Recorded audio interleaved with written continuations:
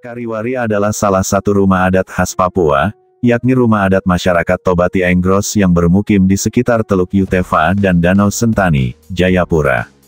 Berbeda dengan bentuk rumah adat Papua lainnya, seperti Honai yang berbentuk bulat, rumah Kariwari berbentuk limas segi 8.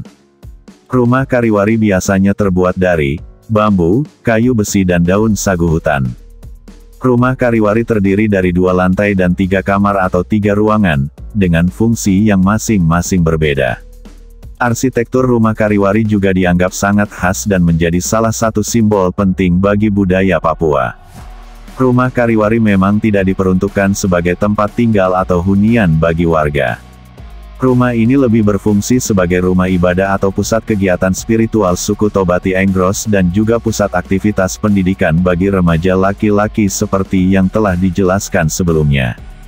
Dikarenakan fungsinya yang dekat dengan kegiatan spiritual atau kerohanian, rumah Kariwari memiliki posisi penting dalam menjaga keberlangsungan kebudayaan Papua, khususnya suku Tobati Enggros.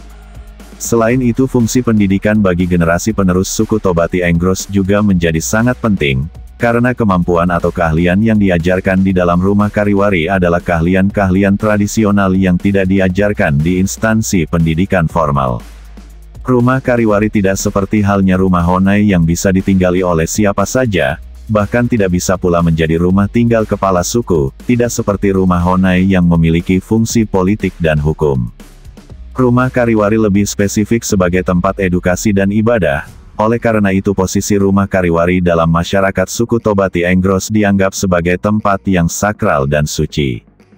Rumah Kariwari khusus diperuntukkan bagi pendidikan remaja laki-laki. Di rumah Kariwari inilah setiap remaja laki-laki yang sudah memasuki minimal usia 12 tahun mulai dikumpulkan dan digembleng untuk mengenal kehidupan pria dewasa di masa yang akan datang, seperti mencari penghidupan atau nafkah, bertanggung jawab pada keluarga, dan sebagainya. Dengan pendidikan ini para remaja laki-laki diharapkan bisa menjadi pria dewasa yang kuat, bertanggung jawab dan terampil di masa depan. Keterampilan yang diajarkan biasanya seperti berburu, memahat, bercocok tanam, membuat senjata, hingga teknik berperang. Bentuk arsitektur rumah Kariwari terbilang cukup unik, karena bentuknya limas segi 8. Dengan bentuk rumah yang sedemikian rupa, maka rumah Kariwari cukup kuat untuk bertahan dalam cuaca, terutama saat cuaca sedang berangin. Selain efektif dalam menahan angin, bentuk limas segi 8 yang berujung lancip juga bermakna kedekatan manusia dengan Sang Pencipta dan para leluhur.